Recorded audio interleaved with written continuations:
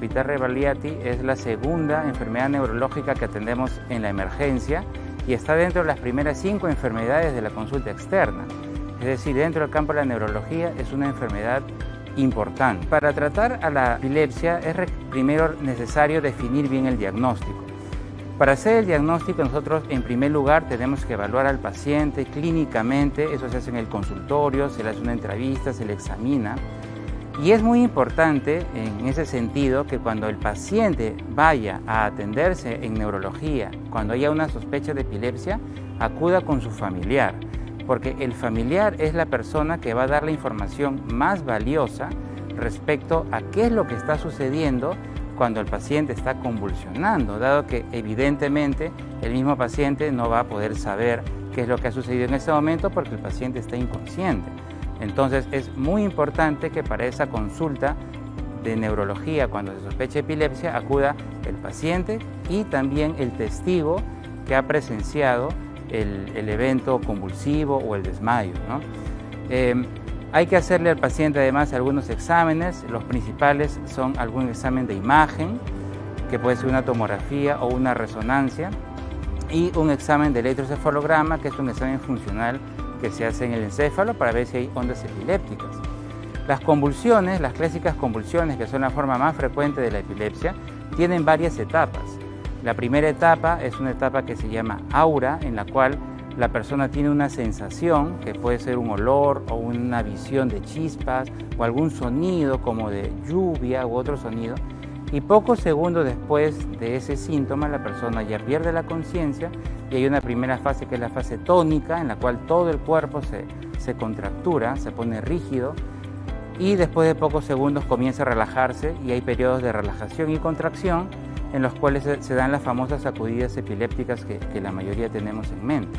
Finalmente hay un periodo de relajación que puede durar hasta media hora, en el cual la persona se queda dormida. En ese momento a veces hay incontinencia urinaria y puede haber pérdida de orina en ese momento de relajación.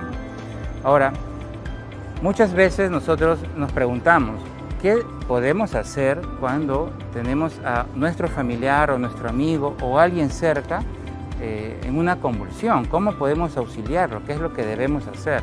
Entonces, debemos tener claro que hay algunas cosas que, a pesar de que el sentido común nos lo diga, no deberíamos hacer, y hay otras que sí es importante que las hagamos. Entonces, vamos a hacer una pequeña simulación para poder explicar qué es lo que podríamos hacer para ayudarle a una persona que está convulsionando con nosotros. Primero, que cuando la persona convulsiona, generalmente cae al suelo. La convulsión hace que esté derribada en el suelo, y una de las primeras cosas que tenemos que hacer es, nosotros como personas que vamos a auxiliar al paciente, tenemos que estar tranquilos, tenemos que guardar la calma, siempre observar el entorno, observar que no haya nada importante que pueda lastimar al paciente. Por ejemplo, puede haber algún elemento punzocortante como un cuchillo o una tijera cerca. Lo ideal es alejar esos objetos para que no le vayan a caer encima del paciente.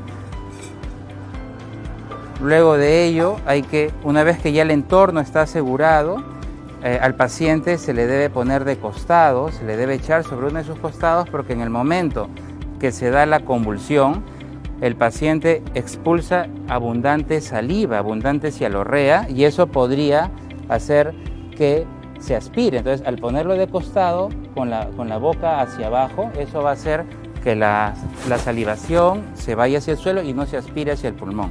Otra cosa importante es colocarle idealmente algún objeto que tengamos a la mano en la cabeza, porque sabemos que en las convulsiones hay movimientos de la cabeza muy bruscos y eso podría golpearlo. Si se tiene en la mano algún objeto para ponerle debajo de la cabeza, sería ideal.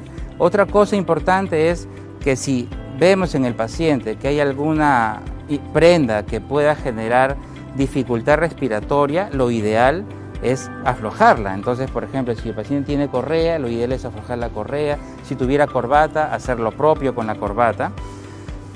Y en ese momento solamente esperar que el paciente deje de convulsionar. La convulsión, el movimiento como tal, dura aproximadamente 1 minuto.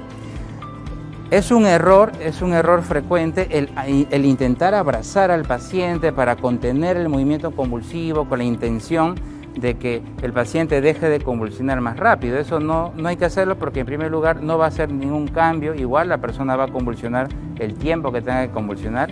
Y otro error frecuente es intentar introducir algún objeto en la boca del paciente. Eso también es algo que debe evitarse porque primero que lo que uno intenta evitar cuando le pone al paciente algún objeto en la boca es que se muerda. Pero la mordedura en las convulsiones se da en la etapa inicial de la convulsión, en la fase tónica. Entonces, cuando nosotros tenemos el tiempo para poder ir y ponerle algún objeto en la boca del paciente, la mordedura, si es que se produce, ya se ha dado. Ya no tendría sentido en ese momento ponerle algo en la boca. Por otro lado, es peligroso para la persona que está auxiliando al paciente, puesto que ha sucedido mordeduras importantes en las manos de las personas que han intentado introducir algún objeto. La fase tónica de la convulsión, en la cual se da una contractura mandibular importante, es muy intensa y ha habido incluso hasta amputaciones de dedos en personas que han intentado hacer eso. Por lo tanto, por ningún motivo está indicado ponerle algún objeto en la boca del paciente, sobre todo también porque dificulta la respiración de la persona. Una consulta, ahora en épocas de pandemia todos utilizamos mascarillas. En ese sentido, si encontramos una persona en la calle que está sufriendo de este mal y tiene la mascarilla puesta, ¿qué sería lo recomendable? Es una muy buena pregunta.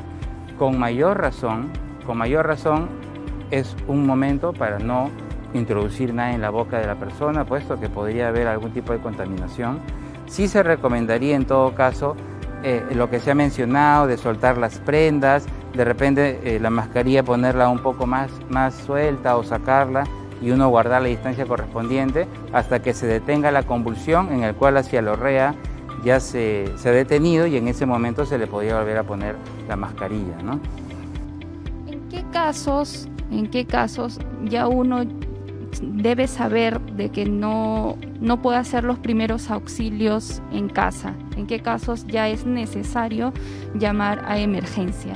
Es importante esa pregunta porque no siempre cuando una persona convulsiona tiene que de inmediato ir a la emergencia, no siempre. Hay algunos momentos en los que sí es obligatorio y otros momentos en los que uno puede prescindir de llevar al paciente a la emergencia.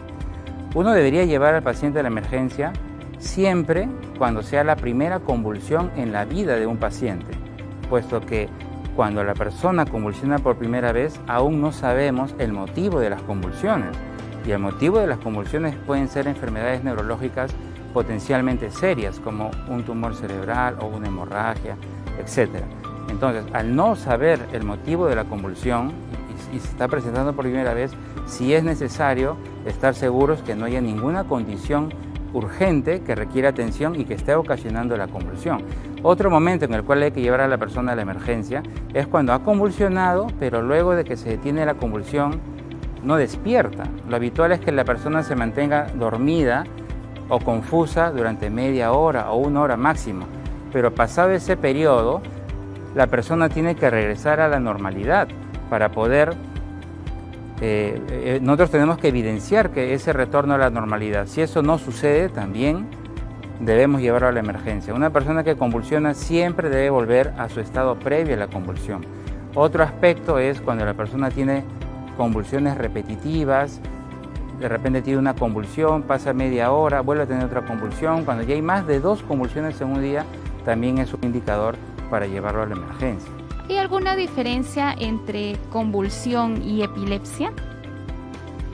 La convulsión es un síntoma de la epilepsia. La epilepsia es una enfermedad que se manifiesta por ataques epilépticos y la convulsión es una forma de ataque epiléptico. Sin embargo, no es la única.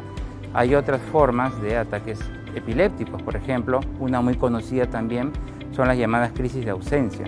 En las crisis de ausencia, que sobre todo se da en niños, el paciente se queda inmóvil, estático, con la mirada perdida por unos segundos. Uno le puede hablar al niño, no reacciona, o puede pasarle la mano incluso, y no hay respuesta. No pierde el tono muscular, no se cae. y luego de unos pocos minutos nuevamente el niño reacciona y sigue haciendo sus cosas como si no hubiera pasado nada. Pero en ese momento que el niño está ido, está quieto, en ese momento está sucediendo en su cerebro una descarga epiléptica y por eso es que sucede ese evento. Entonces, la convulsión, entendida como la caída al suelo, con esos movimientos de sacudidas bruscos que todos tenemos en mente, eso es una forma de manifestarse la epilepsia. Digamos que la epilepsia es un término más general que se puede presentar a través de diferentes tipos de crisis epilépticas, ¿no? ¿Y hay cura para la epilepsia o se puede prevenir la epilepsia? La epilepsia es una enfermedad que requiere un control permanente. La mejor manera de evitar la aparición de las convulsiones en una persona que tiene epilepsia es ser muy estricto con su tratamiento. Es importante respetar las horas de la toma de los medicamentos. Mientras uno menos se olvide de los medicamentos, va a haber menos probabilidad de convulsión. Y también dentro del estilo de vida hay dos cosas importantes que el paciente con epilepsia de una manera disciplinada debe cumplir. Una de ellas es evitar el consumo de alcohol, porque es muy conocido que entre todas las sustancias que se puedan ingerir, el alcohol es proepileptógeno, o sea, facilita la aparición de eventos epilépticos. Si una persona bebe alcohol por algún motivo, es más probable que al día siguiente tenga un ataque convulsivo. Y el otro aspecto importante dentro de las medidas generales es evitar la deprivación del sueño. ¿Qué significa? Que la persona debe dormir bien. También cuando una persona tiene deprivación del sueño, pasa una trasnochada, es más probable que al día siguiente convulsione. También facilita la aparición de crisis, ¿no? Pero no hay forma entonces que una persona sana pueda prevenir en algún momento tener epilepsia. En realidad no.